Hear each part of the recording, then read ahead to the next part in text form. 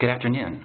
Thank you for joining today's webinar on Collaborative Comprehensive Case Plans, a web-based tool. My name is Mark Stovall, and I'm a policy analyst at the Council of State Governments Justice Center. I will be moderating today's webinar, which is hosted by the National Reentry Resource Center.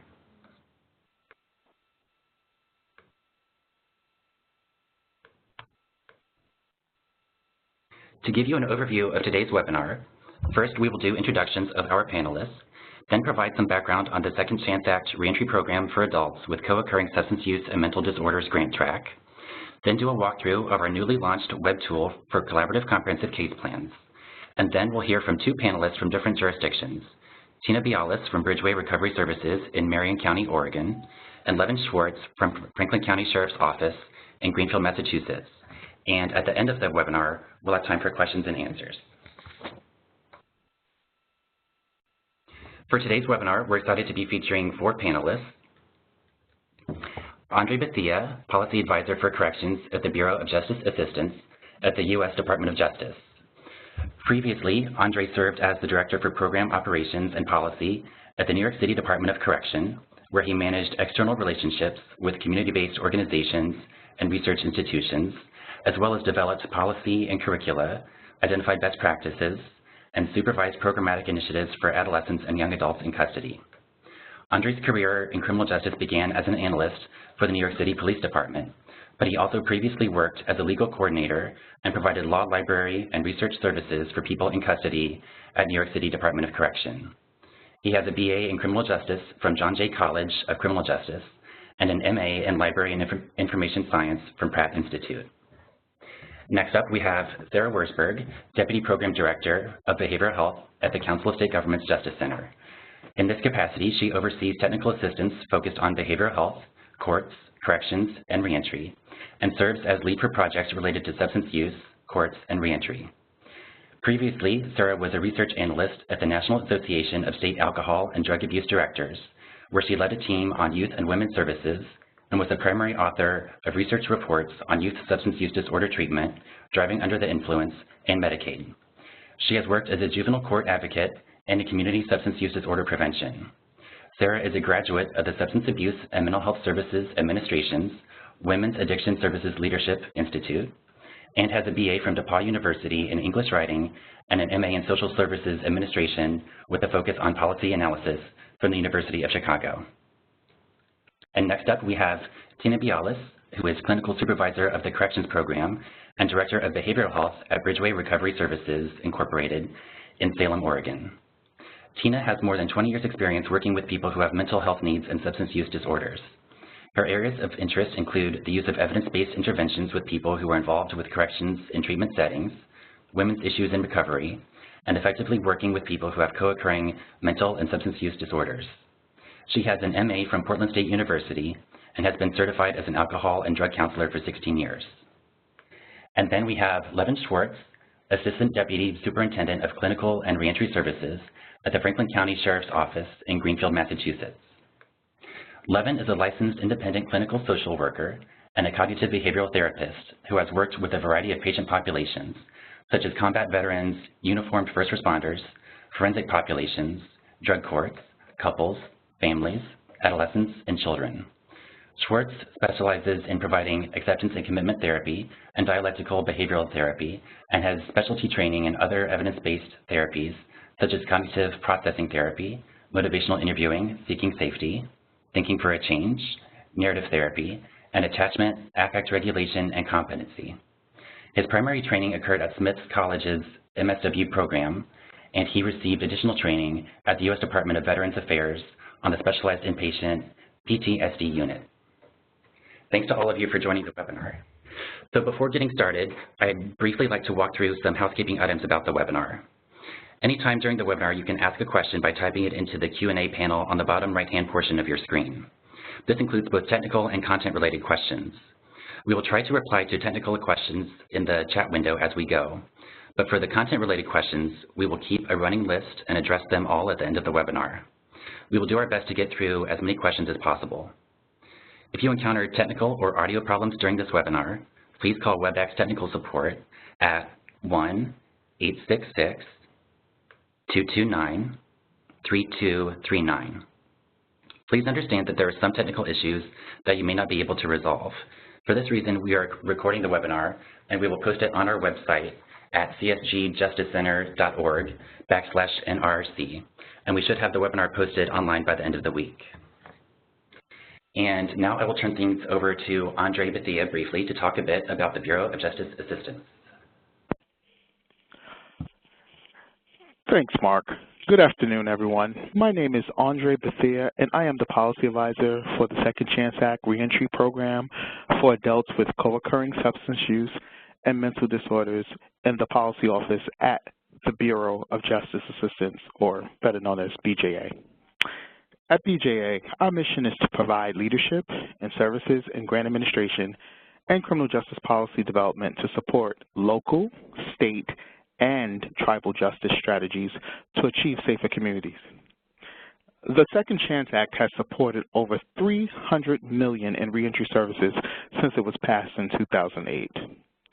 I will turn it over to Mark, who will tell you more about the Council of State Governments Justice Center and the National Reentry Resource Center.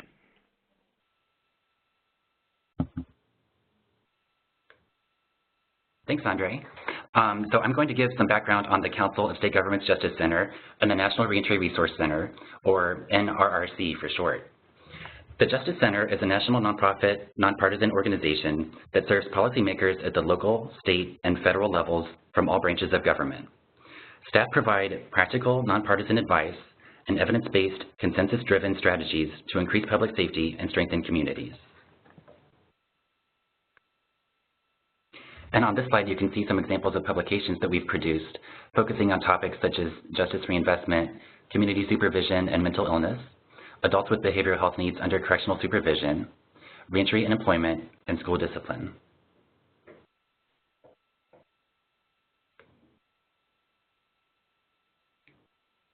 The Justice Center operates the NRC in partnership with the Bureau of Justice Assistance, or BJA. There are four main objectives of the NRC: to provide a one-stop, interactive source of current, user-friendly reentry information, identify, document, and promote evidence-based practices, advance the reentry field through training, distance learning, and knowledge development, and deliver individualized, targeted technical assistance to Second Chance Act grantees. And as you can see on this slide, we have provided technical assistance to more than 600 adult and juvenile grantees since the inception of the NRRC. We are constantly adding new content to our website, and we send out a monthly newsletter that provides information about the latest research, funding opportunities, distance learning events, and other news about reentry. To sign up for the NRC newsletter and other newsletters, please visit the link on your screen at the end of today's webinar. And our Twitter handle is CSGJC. Feel free to share this webinar and the link to the webpage with your social networks. And now I will turn things back over to Andre, who will talk some more about the Second Chance Act Co-Occurring Disorders Grant Program. Thanks again, Mark.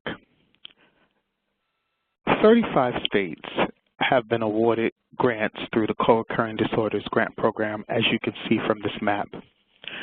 There have been 96 total awards through the Second Chance Act Co-Occurring Disorders Grant Program for a total of $42 million since 2010.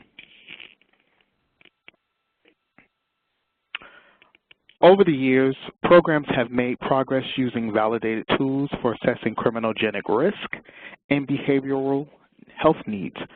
But programs have struggled with incorporating the information from these assessments into case plans in a balanced way.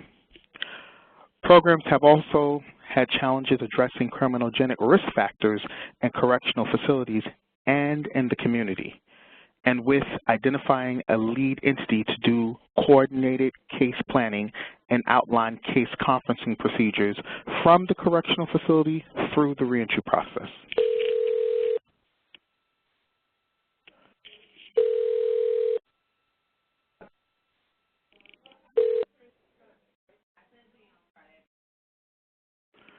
To help grantees overcome these challenges, the Collaborative Comprehensive Case Plan web tool is designed to support grantees in the field in developing and implementing case plans that incorporate criminogenic risk and behavioral health needs in a balanced manner. When we say collaborative, we mean all agencies working together to support the reentry and recovery process. Comprehensive refers to all the information related to behavioral health, criminogenic risk, trauma, and other important information is put together in a balanced case plan.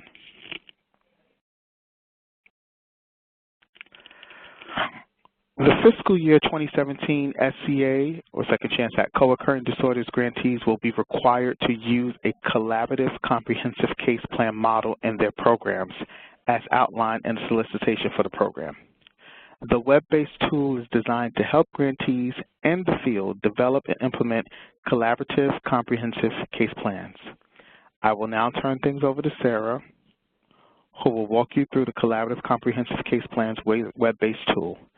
Please make sure to share this information with others in your field, in your work, and your networks. This web-based tool is going to be really helpful in efforts to increase public safety while addressing behavioral health needs.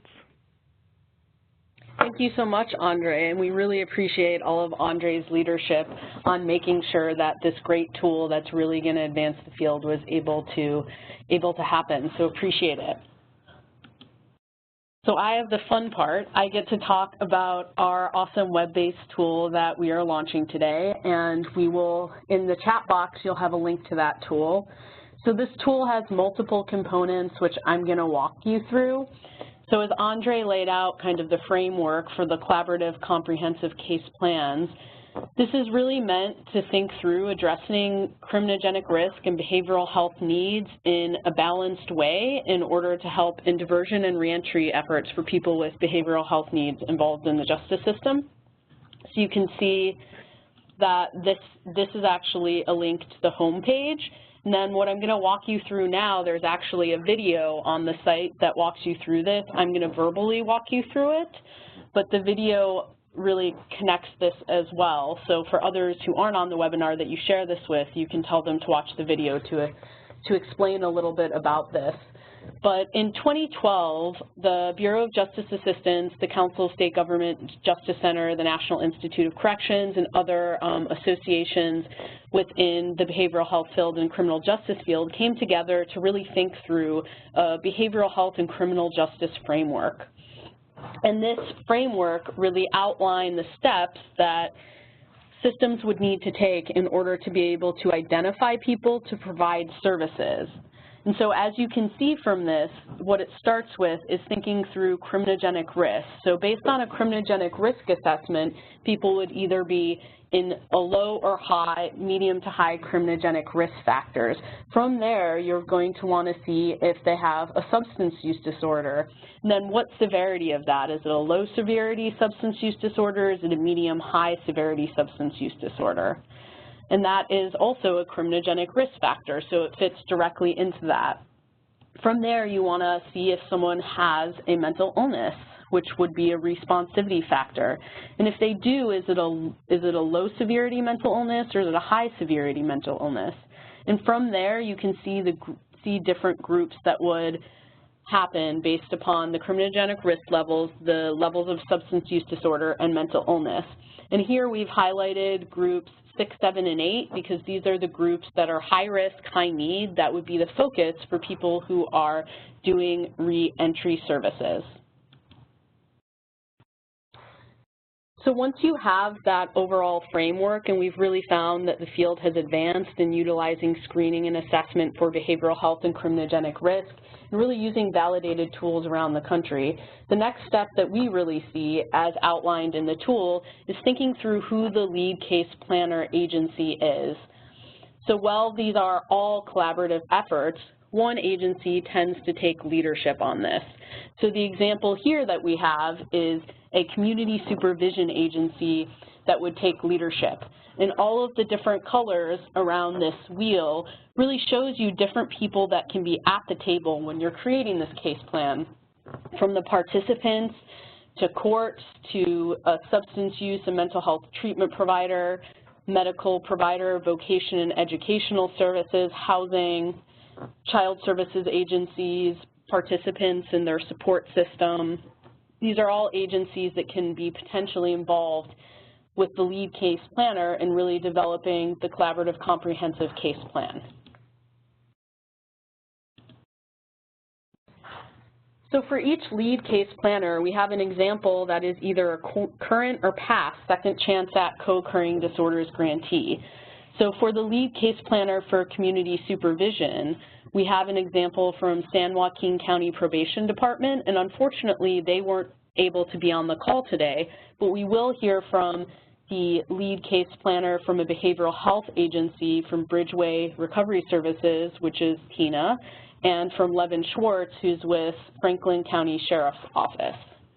So you can see that there's different details about the notable features of the program. There's a description, and then it outlines their screening and assessment process, as well as their coordination for the first 3 priority areas. So within the wheel, there's all of these different pieces that I had showed you. So one of them would be the specialized housing provider, and the way it's laid out is, as a community supervision agency, as the lead case planner, what information would you want from a housing provider potentially?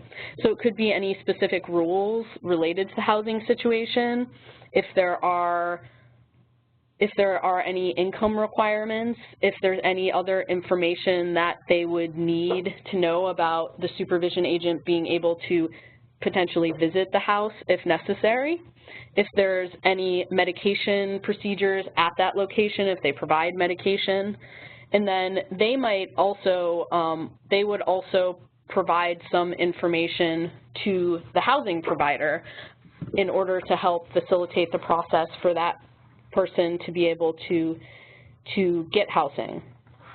And then for peer support, for the case plan holder or the community supervision agency would really provide most of the information that is relevant to the peer support specialist so they can fully understand the goals and be integrated into the case planning team, as well as the legal requirements related to their terms of supervision and really the goals on reducing the recidivism risk.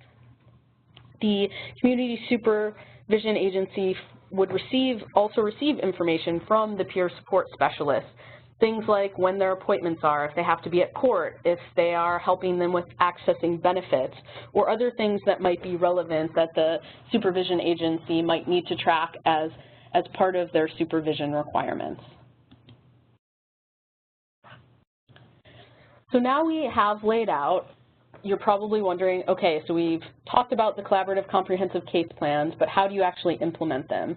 So we have 10 key priority areas in order to implement the collaborative comprehensive case planning procedures, and I'm going to walk briefly through each of these, and on the website, each of these different areas has call-out boxes with resources and sometimes examples for some of the jurisdictions that are listed and that you'll hear on the webinar today.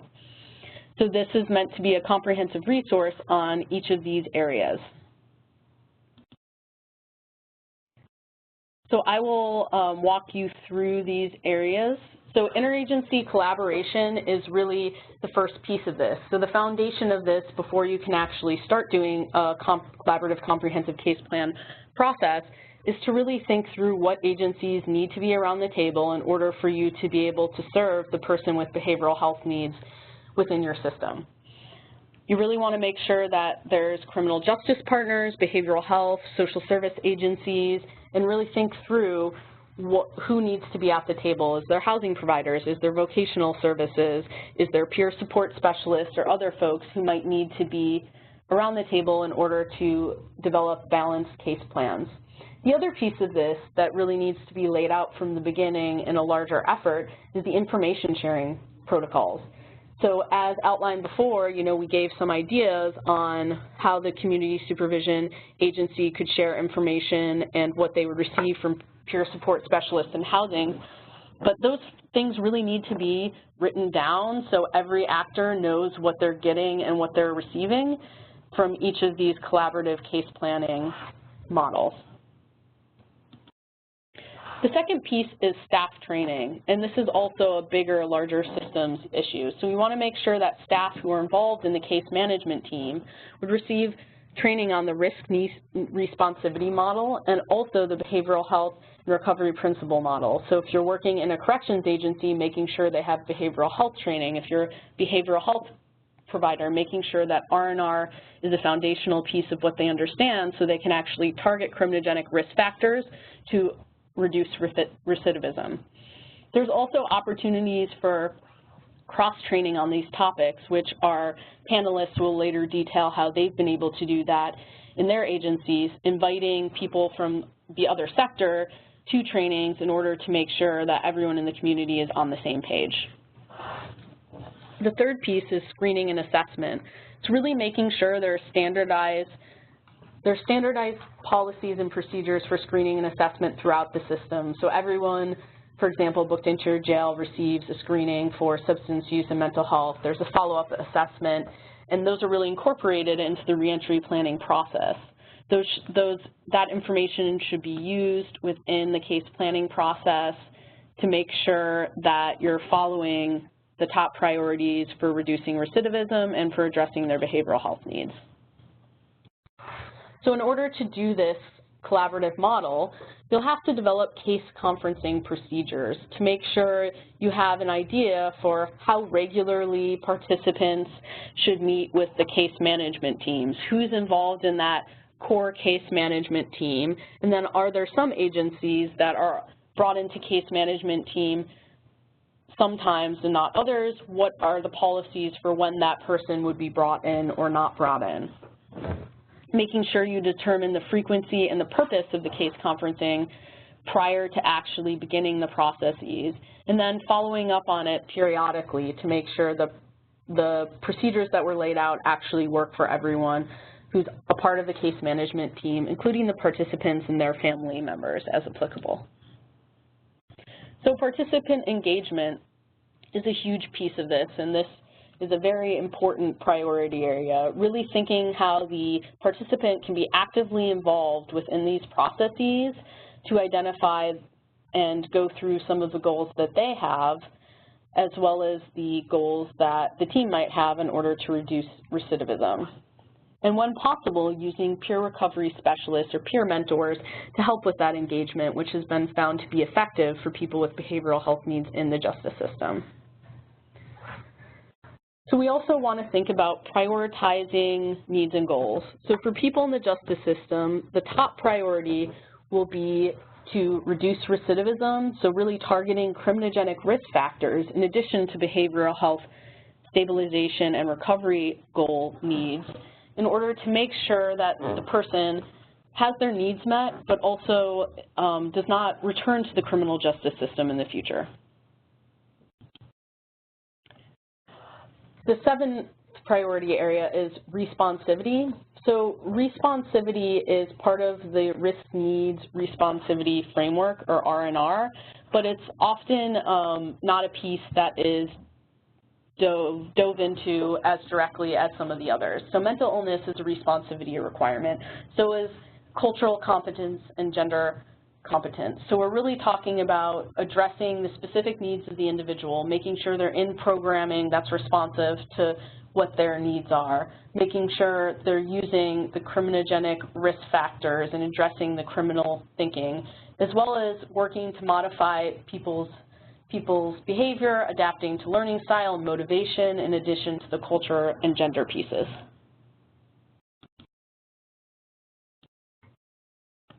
Legal information. So depending on if you're a diversion or a reentry program, the legal information will be a little bit different. But if someone is on community supervision, they'll have specific legal requirements attached to that. They may also have to attend court as well. So making sure all that important pieces of conditions of release, that they're meeting those, that they're able to access the housing and other services they need is a really important piece. So going back to make sure how that legal information is outlined so that parties are aware of it so they can support the person in meeting their legal requirements. Participant strengths. So it's really important that participants are able to have buy-in to whatever the case plan that is developed, which is why we're encouraging them to be an active participant, as well as, when appropriate, close family members too.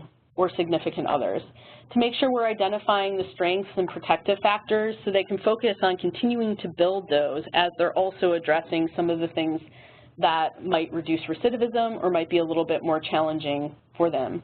So we want to make sure that we are helping them with their strengths and also addressing their needs through evidence-based interventions in order to build on those strengths and promote recovery and successful reentry back into the community.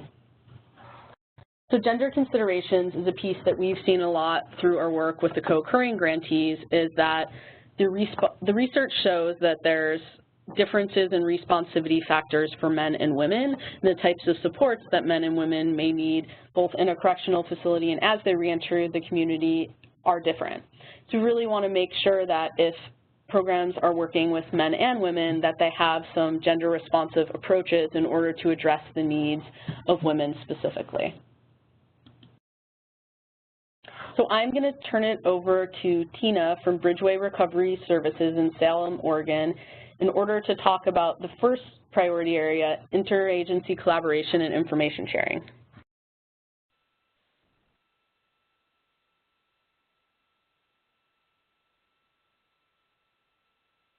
Recording has been paused due to silence. To continue recording, press the star key. For a complete list of recording options, press 0.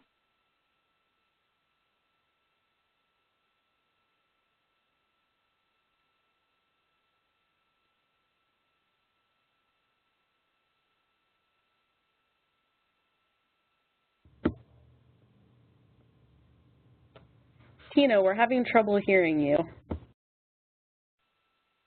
Recording has been paused. To continue recording, press the star key. For a complete list of recording options, press 0.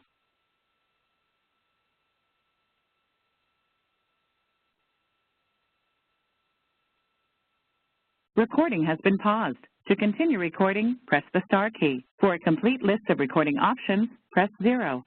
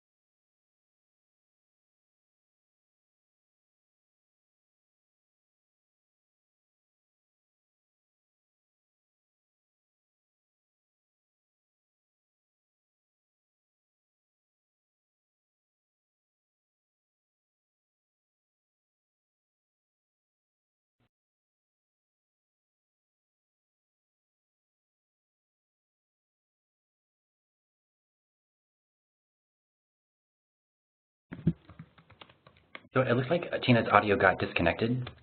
We're just waiting for her to sign back in really quick.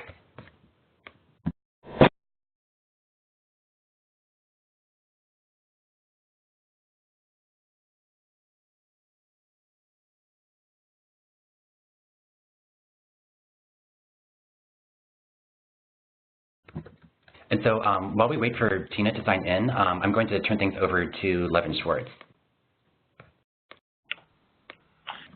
Okay, I hope everyone can hear me. Thank you, Mark, and I look forward to hearing Tina's presentation. I'm going to have to quickly move through Tina's slides.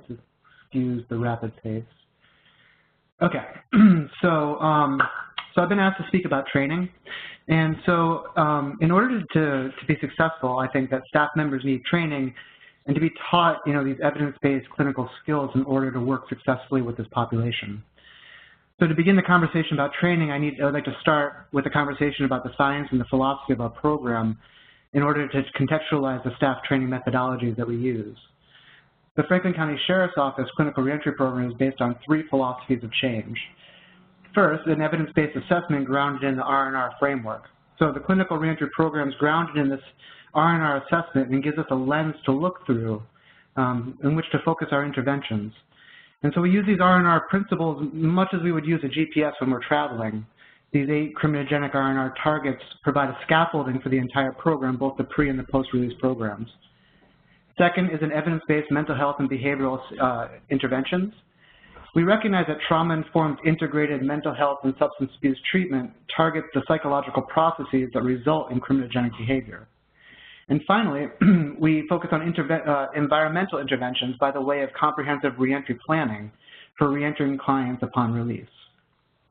So it's this marriage between CBT and R&R theory, CBT is cognitive behavioral therapy, and R&R theories that inform our process. So for example, if we take the R&R target of antisocial cognitions, we target this because we know cognitive appraisals of events can lead to emotional and behavioral responses, which can potentiate criminality.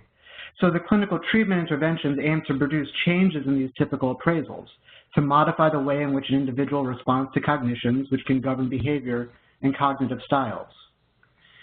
Cognitive behavioral therapy and treatment is a change-ordered treatment and consisting of 4 primary components: skills teaching and training, which teach emotional and behavioral regulation skills, interpersonal effectiveness skills, impulse control, and relapse prevention strategies. There's a motion of cognitive modification strategies that teach problem-solving skills and psychological flexibility skills, exposure procedures to address operant and classical conditioning, and contingency procedures, which inform how we structure an environment to reinforce adaptive behavior and extinguish ineffective behavior. The most modern CBT interventions include acceptance and mindfulness-based strategies, and these balance out that traditional change-oriented nature of CBT interventions. These strategies have long been part of the field of recovery and exemplified by the often cited serenity prayer that follows fellowship meetings. Grant me the serenity to accept the things I cannot change, the courage to change the things I can, and the wisdom to know the difference. It's this wisdom to know the difference which is at the heart of our program. Acceptance and change is an example of a dialectic. So for example, we hold an assumption that clients are doing the best they can, that given the current and past experiences of the client, behaviors can be viewed as the client's best attempt to meet their own needs, while simultaneously holding the view that behaviors may be totally ineffective and that the client needs to do better, try harder, and be more motivated to change. We know that through the work of Miller and Rolnick, motivation to change occurs in stages and is dependent on context. We know that the use of language is an intervention, and the way in which we speak to people plays a role in someone's behavior. So much of the specific training we provide is focused directly on motivational interviewing strategies and developing the capacity of staff to use language to motivate clients. Finally, clinically, we look to understand behavior in context through traditional behavioral analysis tools. So the R&R assessment helps us to determine client-specific criminogenic target needs. And then clinical behavioral analysis helps us to conceptualize the nature of these controlling variables given a target behavior. While with the client, we explore patterns of behavior, links in the chain, and how the links function in different contexts. We develop strategies and teach skills that might be helpful to change these problematic links. And we focus on teaching skills while the individual is incarcerated that can be reinforced and generalized upon reentry. So Sheriff Chris Donnellan refers to his program as a locked treatment facility. He's resourced our facility by creating new posts, such as unit managers, correctional caseworkers, reentry planners, and independently licensed mental health professionals along a continuum of care. All caseworkers are correctional officers, which means that not only are they able to execute functions of a security officer, they've received specialty training to be able to conduct the R&R assessments, to create the individualized service plans for clients. They case manage the client's schedule, ensuring that the clients matriculate through the program with no delay. They assist in completion of specific reentry tasks. And finally, they co-facilitate many of the groups alongside licensed clinicians. In all, it's a team approach. Security, classification, medical, clinical, and reentry services need to work collaboratively to create a comprehensive reentry program that's responsive to the unique needs of each individual. At our facility, the treatment continuum consists of therapeutic communities, which have been created across the entire correctional environment. These milieu treatment environments are staffed by unit managers, correctional caseworkers, and correctional officers, and provide treatment environments for clients to integrate principles learned in treatment groups through a social learning living model, where we've established contingencies to reinforce and incentivize effective behavior, where peers have leadership roles within the community and the client stays highly structured. Essentially, these environments create multiple exemplars, multiple opportunities to integrate the lessons learned in treatment into workable ways of living. So we've structured our training methodologies to reinforce our philosophy of treatment. The remainder of this conversation, which I'll be participating in, is focused directly on how we train staff to reinforce the R&R CBT reentry perspective. The training methodologies we use have multiple functions. They're meant to provide direct skills for how to best motivate and clinically treat a client, to inform how we structure the environment to reinforce adaptive behavior and to extinguish maladaptive behavior, and to help shift the culture of the correctional environment to one that's conducive for treatment. Training starts at the academy. During the Cadet Academy, all new uniformed officers participate in training on basic principles such as the R&R principles, cognitive behavioral principles, the physiology of addiction, trauma-informed care, reentry principles. And refresher trainings on these topics are offered annually to uniformed supervisors to help reinforce these skills. All human service staff receive an intensive 2 to 3 day training in the R&R model and are certified to administer the risk need assessment. These personnel receive a 1-day refresher training on this material every other year. Unit managers, caseworkers, clinicians, reentry planners all together undergo cross-training in security and core treatment principles. 3 times a year, the entire human service staff goes off-site for quarterly staff development retreats. Attention is placed on choosing a comfortable retreat site to bring ourselves outside of the facility, participate collectively in more in-depth training, and to focus on team building. These quarterly trainings are about skill development, and concept areas include risk need responsivity principles, physiology of addiction, trauma and vicarious trauma, and self-care strategies. They also include CBT treatment modalities such as skills learning how to better employ technologies such as motivational interviewing, thinking for a change, DBT, ACT, and mindfulness skills. And then to reinforce these skills, the human service team meets regularly to review client cases under the view of the R&R and clinical models. So daily morning meetings for the post-reentry team consist of cases of concern and a team outreach response to respond to the client's needs in the community. Weekly unit meetings for all of our housing units, medium, minimum, and pre-release units. Again, we talk about cases of concern and topics germane to that specific treatment environment. And then we have 2 weekly clinical team meetings, a DBT team to process cases of concern through a DBT lens, and a clinical team meeting for licensed professionals, providing an opportunity for an in-depth discussion about clinical assessments, interventions, and reentry concerns. To continue reinforcing and teaching skills, we host monthly case presentations and monthly didactics, and are held to continue to develop the staff skill sets around these modalities. Additionally, the Franklin County Sheriff's Office has partnered with a local university called Westfield State University to offer continuing education credits for staff to work towards their associate's, bachelor's, or even master's degree. The class is free to staff from our program and other partner agencies such as Greenfield Police or probation departments. And it's offered on-site by the Director of Clinical and Reentry Services.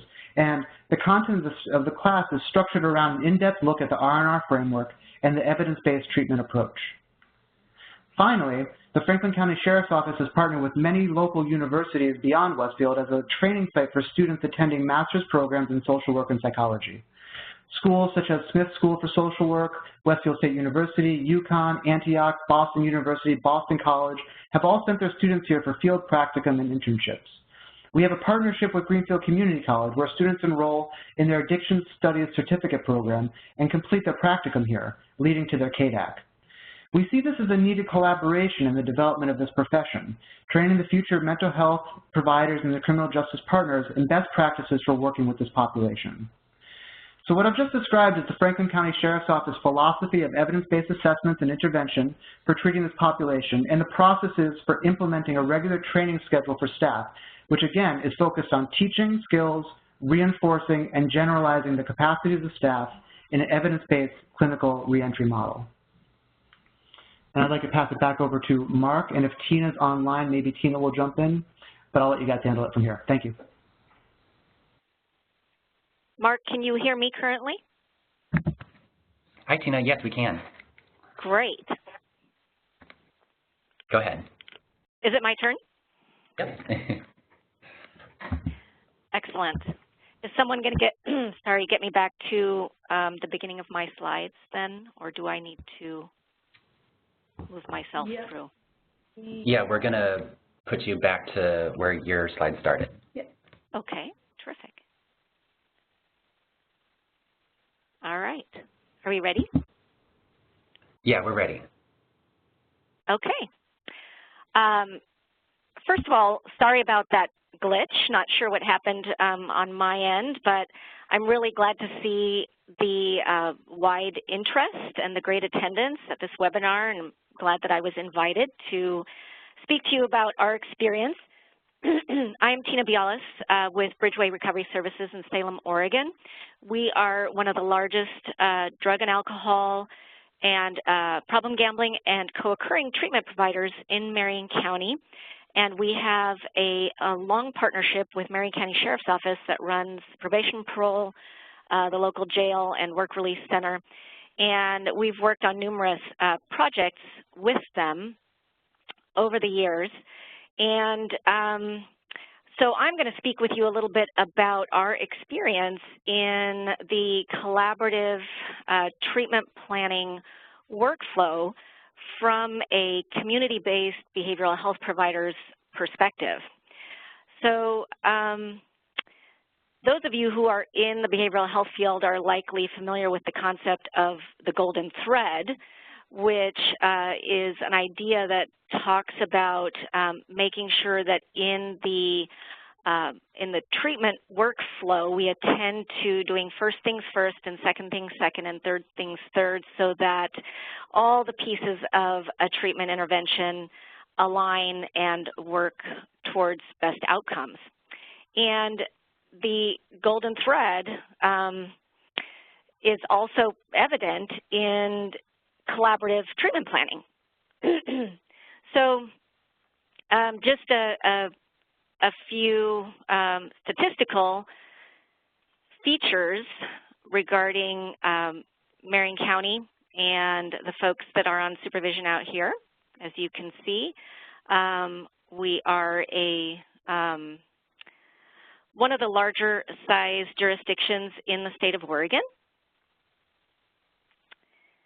At Bridgeway, we have a treatment team that is working exclusively with corrections-involved folks, and we serve on average between 200 and 300 clients each month, and they are all at least medium on a risk to recidivate.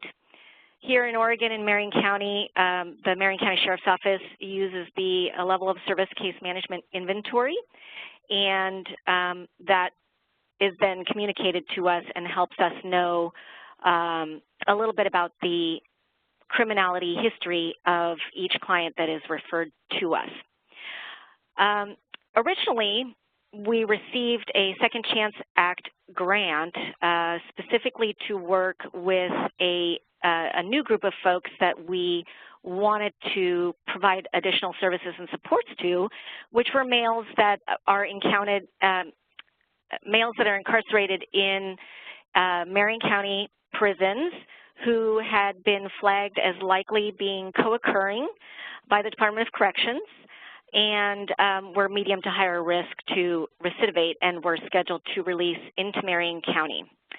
So we called that program Link Up because a primary feature of that program was the use of peer mentors who go into the prison and make initial contact with those clients, do some early screening, begin to build rapport and relationship both in individual and in group sessions, and then help those clients transition out into the community and directly into community-based behavioral health services. So that golden thread that I spoke of really begins at the very front end with regards to that collaboration at the referral. So it's been a really crucial piece for us that we have worked on our relationship between Bridgeway and Marion County Sheriff's Office and get a really good a communication system and a working relationship that allows us to problem solve and collaborate on projects that we are moving forward with together.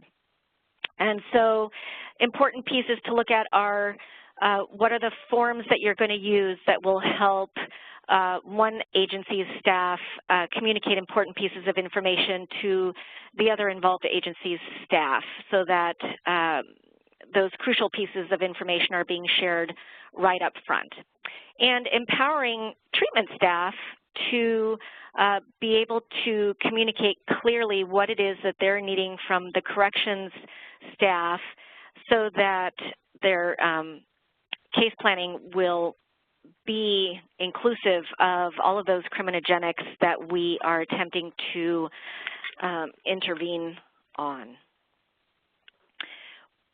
When we move to the actual assessment, what we did here at Bridgeway was we actually created our own multidisciplinary assessment tool in our electronic health record that allowed for capture of information specific to criminal history as well as the actual LSCMI scores, including breaking down into each of the domains within the LSCMI and other important information factors such as scores of some of the other screening tools.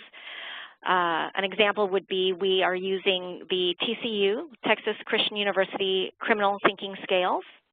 We also use the client evaluation of self and treatment. These are tools in the public domain. If you haven't looked into those and you're a behavioral health provider working with corrections-involved clients, I recommend that you do that. They're really useful. So our assessment tool is also designed to capture responsivity, as was referred to by Sara earlier, around gender issues, stage of change. We do a lot of assessment up front around where the client's current motivation is, and we gear our early interventions towards that client's stage of change. We know that that tends to bring better outcomes. We also make note of learning styles and cultural considerations. And for our co-occurring clients, clearly we are doing a co-occurring assessment. So we have dually credentialed master's level clinicians who are also drug and alcohol certified, excuse me, and they are assessing for both drug and alcohol and mental health diagnoses and treatment planning to that at the very beginning of the process.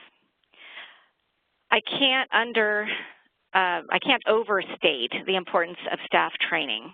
On the behavioral health side of things, we often hire folks who are highly educated, have advanced degrees, and also very few of them have had much of any formal training or education that is specific to criminality and criminogenics. So it's really important to be very mindful and deliberate about bringing that kind of training to your behavioral health staff. Otherwise, you will find that your progress is quite slow and not as targeted as it really needs to be for our corrections-involved clients. After the assessment, we move into the treatment planning phase, and we spend a lot of time with the client, discerning what their goals are for themselves in treatment and incorporating that into the formal treatment plan, and including the clinician's input in that with regards to what we know to be some of the higher flagged risk, need, and responsivity domains for that individual. So I've put here on the slide some of the things that we look to around that. And an example of something that we build into many of our treatment plans is objective for the client to structure about 75% of their waking hours with pro-social activities. We know that many of our clients with too much time on their hands struggle to stay focused, and so helping them have a goal to keep busy with appropriate pro-social activities is really important.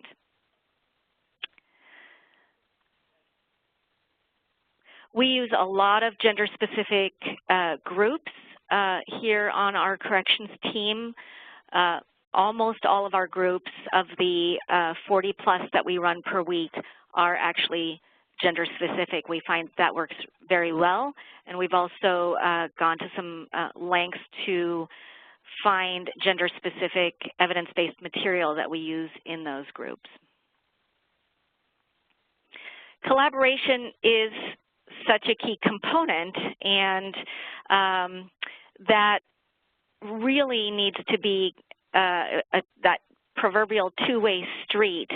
So the documents and information that have been really helpful for the treatment team on Bridgeway's end of things include the LSCMI, but also phone calls, emails, face-to-face conversations with probation and parole officers, where they share some of their history with that individual, how that individual has tended to respond to different kinds of interventions, you know, sort of comparing and contrasting reports that the client brings forward to a probation officer versus what they have reported to a behavioral health provider, so that on the treatment side of things, we can really begin to help the client become more clear and more congruent and honest about what's going on with them, so that our services and supports can be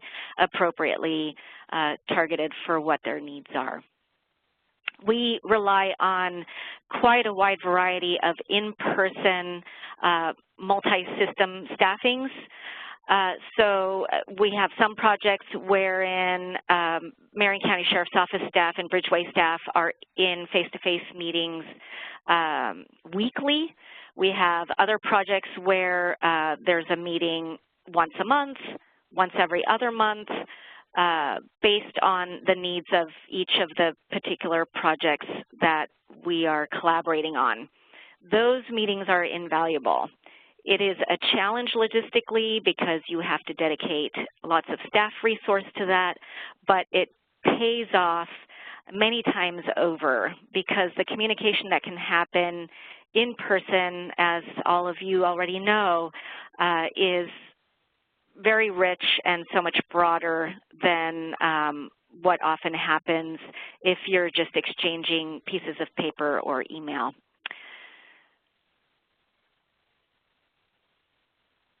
So there was mention of the role of peer support, our recovery mentors. On the Bridgeway Corrections team, we have 5 full-time paid professional recovery mentors. They are so crucial to the ongoing fluid communication between behavioral health staff and corrections staff. They can provide real-time, in-the-moment supports to clients to have difficult conversations, and they also can help fill in some of the informational gaps for staff around what kinds of concerns the client has on their mind at any given time that might need to be treatment planned or case planned to in order to increase the likely success for that individual. So using multiple modes of communication is how we do what we do here. Written summaries, emails, phone calls, in person, all are equally important and work together to provide really robust collaboration. I put in here a slide that's an example of a very simple tool that we use for one of our projects, this Link Up project that I mentioned. And this is a form that our recovery mentors that are working specifically with the Link Up clients fill out weekly. And it's not an essay on each client. It's sort of bullet points of the most important things to report on regarding each individual's for that week. This is filled out and is then faxed over to the Marion County Sheriff's Office and is distributed to the lead Link Up probation officers so that they can get in writing a quick summary of the Link Up clients. And that is done in addition to the written monthly status reports, in addition to ongoing emails and phone calls as mentioned before. So that integration and collaboration really begins at the systems level, attend to building those relationships, find a way to make it possible for community-based staff to have face-to-face time with corrections staff. And ideally, once you get to the screening and assessment phase, if you can have one clinician that can address both the mental health and the drug and alcohol issues, that is the gold standard by far.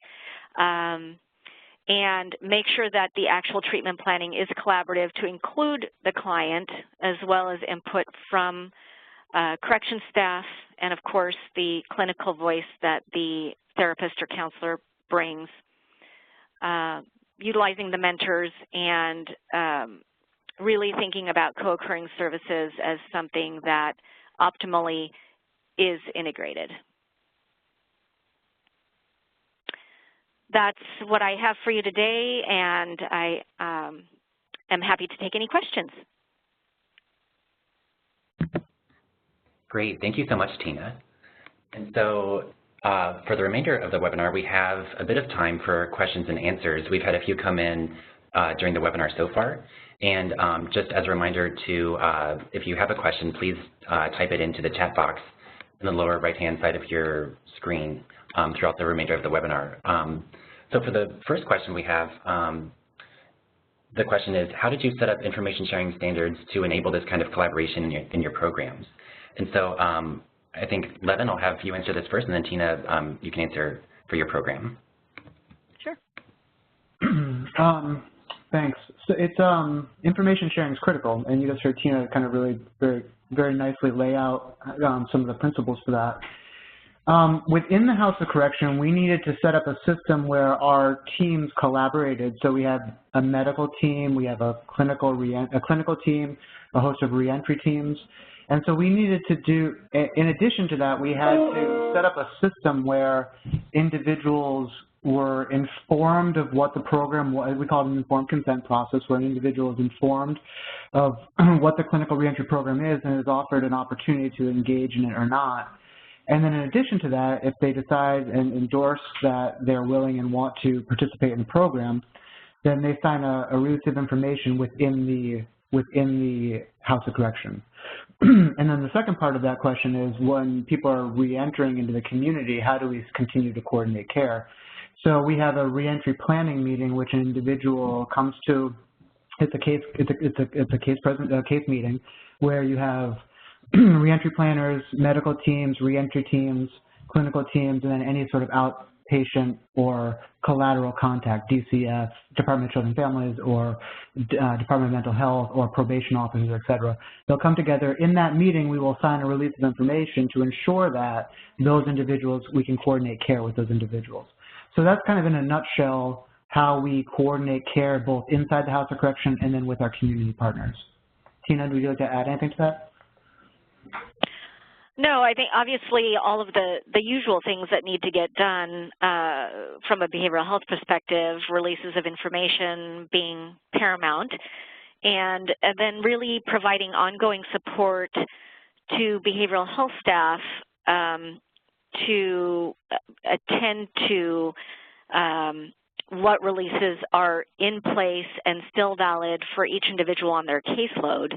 One of the slippery areas that can tend to develop when a community-based behavioral health agency works very closely with a corrections entity is that some of those boundaries around confidentiality become a bit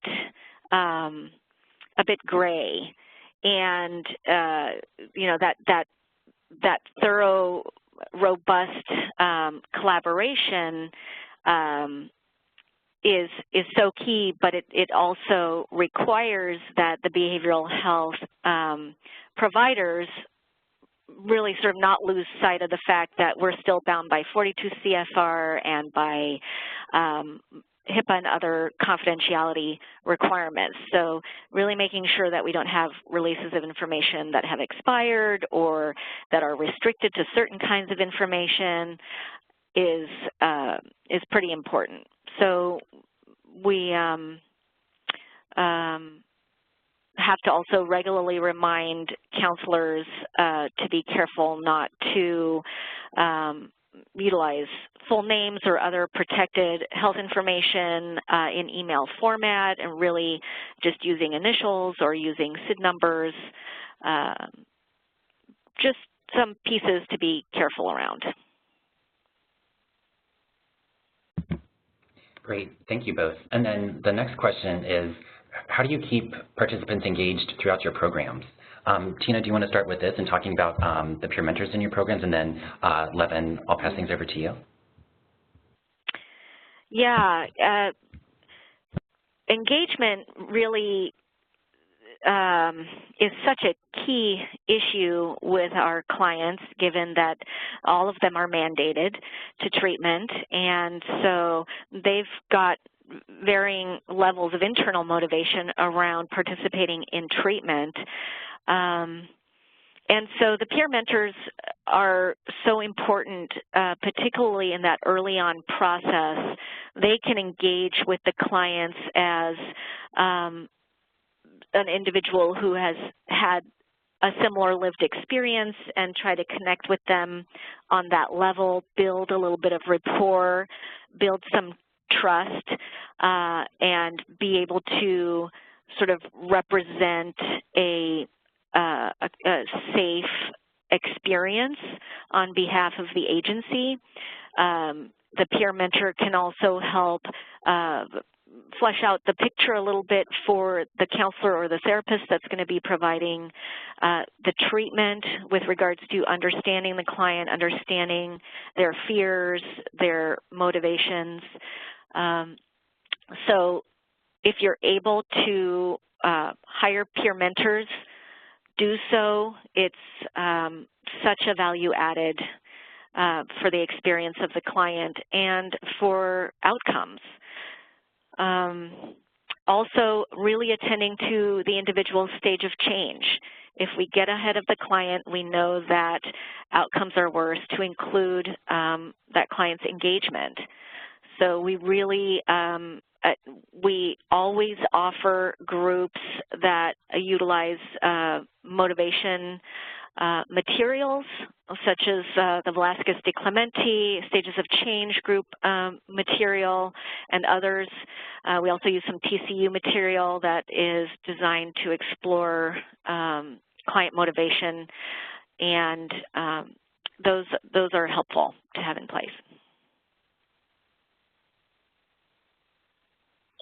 I would just add to that. I mean, I think that in many ways we have similar processes. So I have two angles to this question. The first is how we've created a treatment flow that that focuses on maybe 3 stages of treatment throughout the facility. And so the first stage of treatment is really about developing a motivation, values clarification, like if I want to be moving away from X, what do I want to be moving towards type of perspective.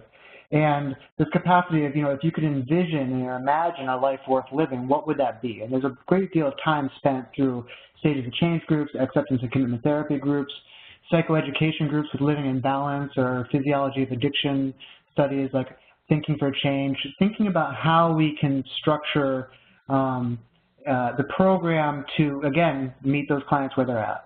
The second stage for us is around heavy focus on skill development and peer mentors to, because that's where the digging gets deep. It gets tough in that moment where we're really trying to introduce skills.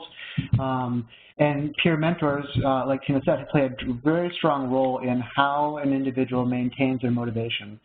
And the final thing that we do post-release is that we offer kind of this behavioral coaching strategy with our post-release caseworkers. So we do outreach, we're a rural community, and so how we try to reinforce and generalize those skills after a client leaves our facility by kind of behavioral coaching strategies, because that's where the rubber meets the road when they get out.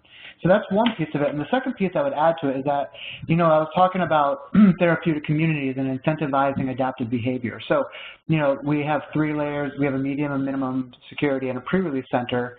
And what we have is what we call a phase-up system. So this is our contingency structure in which we're trying to reward adaptive behavior.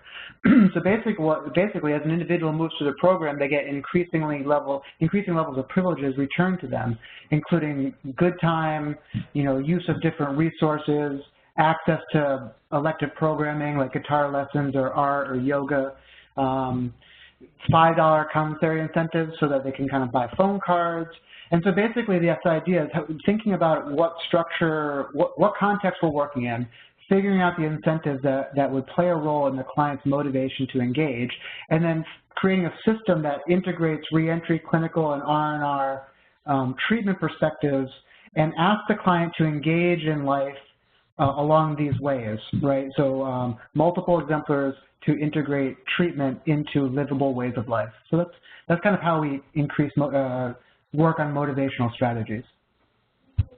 Great, and I just have one other comment. Also, so many times we may, in the outpatient setting, we get the client to show, they get themselves to show for their assessment, and maybe the first 2 or 3 appointments or the first 2 or 3 weeks, we make sure, when at all possible, to do a warm handoff to a mentor in one of those first appointments so that there's some recognition of that person as a resource. And then for those clients who go missing after a few weeks or a couple of months, we really lean heavily on the mentors to do some extra outreach and try to re-engage that client, because for our clients it's a long change process, and there's a lot of 2 steps forward, 1 step back type of progress. And so utilizing the mentors to text or to make extra phone calls or to swing by the client's house to try and bring them back into treatment when they've missed a couple of appointments or have not responded to phone calls by the counselor or the therapist. Great, thank you both. And then the next question is, what are some of the challenges in working with individuals in rural jurisdictions? And so, Levin, this one is for you.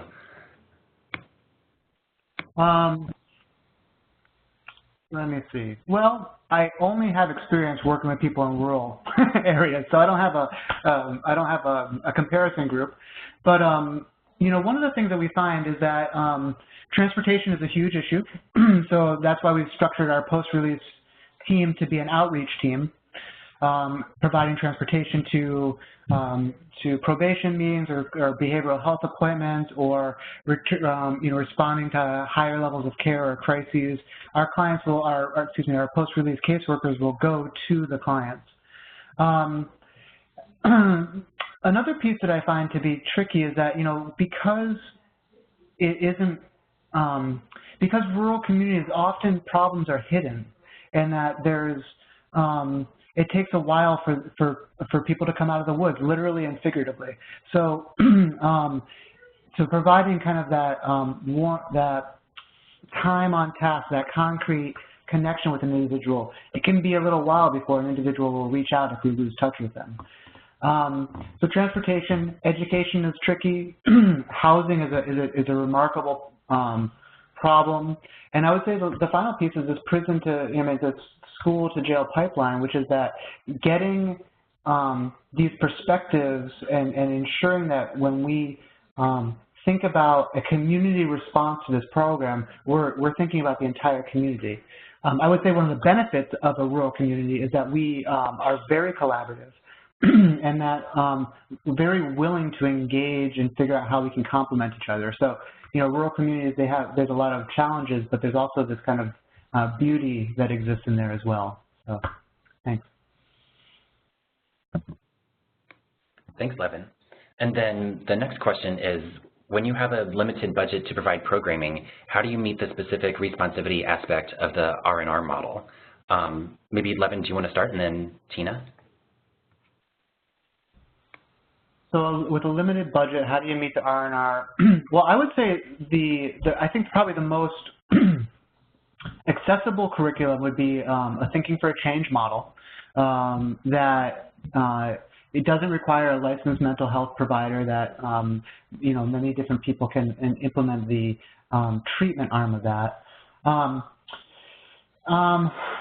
would look for partnering up with local outpatient providers who kind of have been in this field for a long time. There's a tremendous wealth of knowledge when we partner and cross-train. So I would look to partners in the community to understand, well, how does gender responsivity, what does that mean, and how do we think about that if I have multi-gendered populations to work with?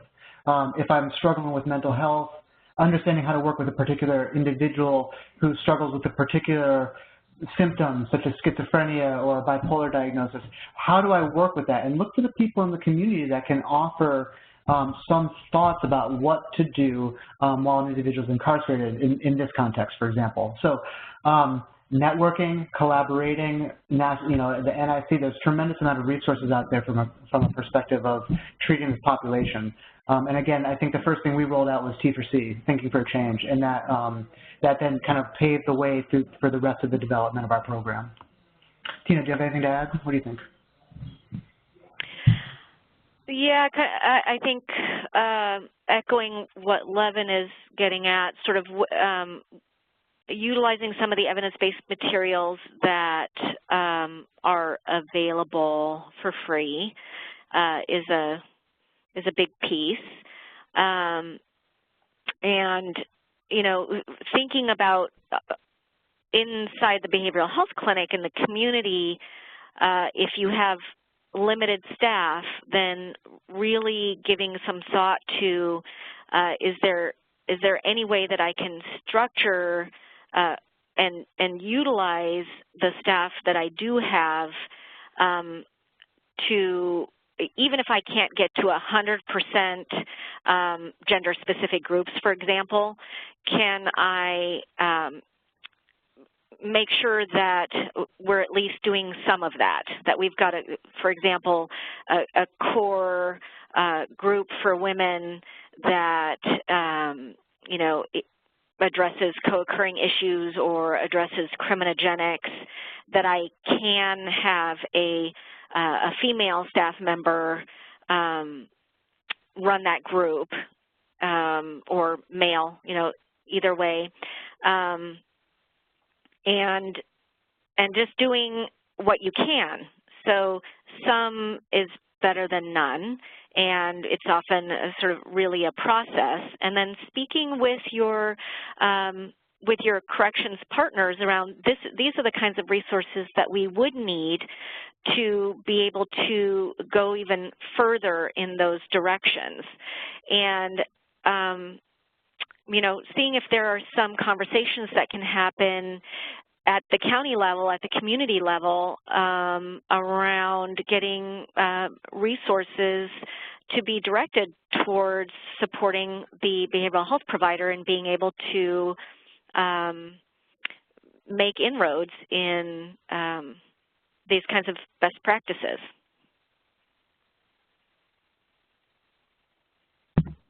Thank you both. And I'm actually going to have Sara jump in on this question really quick too. Sure, Mark. So additionally for responsivity, I think a big piece of it is just responding to people's needs, and a big part of that is also cultural competency. So making sure you're hiring staff that actually reflect the population in order for them to have a better understanding and to better be able to work with the people, I think is a really critical part of it.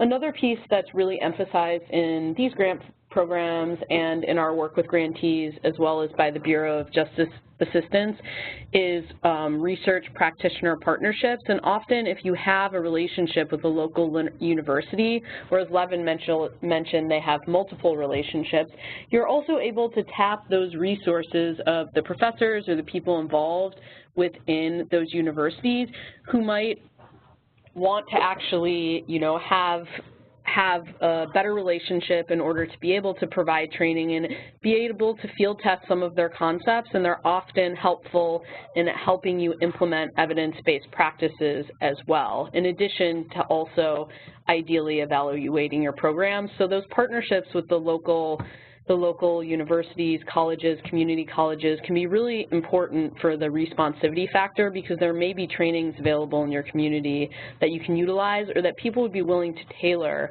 to your team, whether it be corrections, community supervision, or behavioral health. Thanks so much, Sara. And then the next question is, what is the caseload size ratio for staff to participants in your programs? Tina, do you want to take this first, and then Levin?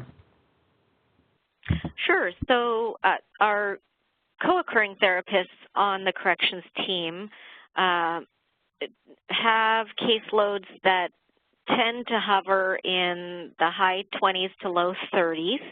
These are really complex clients with a lot of needs. The drug and alcohol counselors working with the corrections clients are having caseloads in the 30s to 40. I think anything more than that, you really lose the bandwidth for the staff to be able to do that extra communication and ongoing collaboration that has been described. So that is a piece to attend to in the behavioral health community clinic setting, where often caseloads, especially for drug and alcohol clients, are quite larger than that.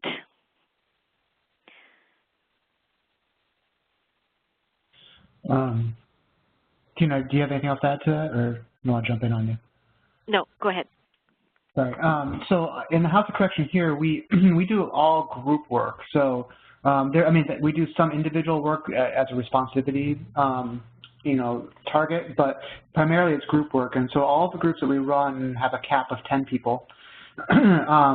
The correctional caseworkers, who are their case managers while they're inside the facility, have up to 30 clients per caseload, and they're the ones who are, again, doing the R&R assessments and looking at their service plans and programming through, all of the groups. So they're attending to those needs. On a post-release level, we have reentry caseworkers, and I would say they hover between 20 to 30 clients per time. I would say within those 20 to 30, we probably have a high utilizers of maybe 10 in each group, and we have 3 post-release caseworkers. So that's kind of in a landscape how it looks. Thank you both. And so the next question is, it seems challenging to have case conferences when multiple services are being provided to participants. How has this worked in actual practice? Again, Tina, do you want to start, and then we'll turn things over to Levin? Yeah, there's a lot of coordination that goes into that, but we here in Marion County have weekly staffings for some of our projects that involve staff, both supervisory and line staff from Sheriff's Office, as well as supervisory and line staff from Bridgeway, as well as staff from other community partners on occasion, depending on the project. And it takes a decision at the leadership level within each entity to say, this is important, and we are going to dedicate some staff resource to making this happen. Sometimes, you know, using sort of conference call modality is, you know, another way to get to that, to avoid some of the travel. But that's how we do it here, is that we just had a lot of buy-in at the leadership level for both within corrections and here at Bridgeway to facilitate that, block schedules, and make it happen that way.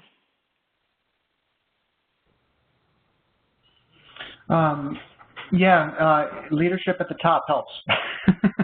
So, you know, here at the Franklin County Sheriff's Office, we have 2 times a month we have a reentry planning meeting, is what we call it. And in this reentry planning meeting, we have probably up to maybe 8 clients who are leaving within the next 60 days. And at that meeting, we have the client's caseworker, the reentry team, a member from the medical team, a member from the clinical team, and then we invite probation officers or DMH, Department of Mental Health workers, the CBFS worker, maybe a DCF worker, or maybe a member of the family that could play a supporting role in the reentry process. So, and we have those every 2 weeks, and they are ongoing. The other thing that we do is we have reentry planning. We have reentry caseworker meetings every morning, and so every morning we're talking and discussing about what reentry needs exist out in the community, and are constantly meeting with probation officers or with individuals connected with drug court or navigating kind of housing services or family services. So we basically use the morning meeting to become a springboard for what community intervention do we need to engage in, and how do we get people to the table. Again, it's a rural community, and you know we're blessed with this very collaborative community here. So, but that's generally how we do that. Thank you both. And then the last question I'll ask, and this will be a good one to end on, is once the grant is complete, what are the challenges with maintaining the financial viability of the program, and how did you overcome those challenges? So this really gets at sustainability for the programs. Tina, do you want to start, and then Levin? Sure. We were really fortunate here in Marion County to have, as I mentioned, that history of really close collaboration and a very strong commitment on the part of the Marion County Sheriff's Office to advocating for and supporting behavioral health supports for folks on supervision as one of the primary strategies for reducing recidivism. And so there were many conversations at top leadership levels that included advocating to the County Board of Commissioners and others that were making some decisions about local monies that were going to get spent, and bringing a voice around the importance of supporting ongoing, for example, our Link Up program. So we were able to continue Link Up after the ending of our BJA grant because our county leadership decided to allocate monies, and you know, through that partnership with Marion County Sheriff's Office and Bridgeway, we were able to continue those services without any break. So we just sort of rolled right into that. And then it helped that Oregon is a strongly active in Medicaid and making Medicaid available. And so here in Oregon, we have the Oregon Health Plan, which is what we call our Medicaid program. And so we really have been devising ways to bill against Medicaid for those clients who have it, helping as many clients that don't have it to get it. And that was a way to leverage some funding so that Medicaid billing for the services combined with the additional contract monies that were secured at the county level make it all happen. I would add that, so we received a TJC grant, and then we received a Second Chance Act grant, and when that grant ended, we ended up getting the JMHCP grant, which we're very thankful for. But when we got the TJC grant, this was back in 2014, they decided that part of what we needed to do was to measure outcomes. And so they started, and this was actually before my time, I came on just shortly after that, and they started a baseline recidivism study to look at what we're operating from. And we're now at this point this year where we're going to be able to look at our first year, compare our 3-year baseline recidivism study. So we'll be able to show outcomes. We started also implementing data collection systems, so like understanding how many disciplinary reports the agency experienced, and versus pre and post programs, showing dramatic declines, down from 10% down to 3%. So showing how it affects the culture inside the environment, reducing financial burdens for compensation for injury, for example, or measuring how often an individual relapses in a community and goes and gets referred to a higher level of care versus going back to to incarceration, or people completing probation. These are all data points that affect legislative decisions about money allocation. So part of this was also figuring out how to create a system that was able to collect data. Where are individuals going when they leave here? How many people have mass health when they leave here? How many people are going into long-term recovery programs? How many, these types of data points.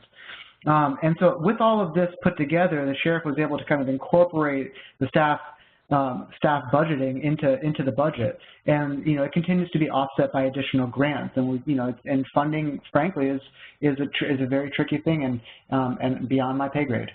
So I'll refer to some of the experts. If you have any other questions, feel free to reach out, please. Yeah, and I want to echo what Levin said about data and generating data and really collaborating around that. Bridgeway, we provide a significant amount of data to Marion County Sheriff's Office on a monthly basis, and they have been using that data to, inform these types of conversations in the community around ongoing funding and the many benefits that Levin pointed out. Great. Thank you both so much. So just to wrap things up, on this slide you can see contact information for all of our panelists. And then on the next slide, you can join our distribution list by sending an email to that email address below. And again, I encourage all of you to visit the web tool using the link that we've provided during the webinar. And our Twitter handle is CSGJC, so please share the web tool with your professional networks through social media. And I want to thank all of our panelists for their presentations today, and thank all of you for joining the webinar. Thank you so much, and have a great afternoon. Thank you. Great time spending with all of you.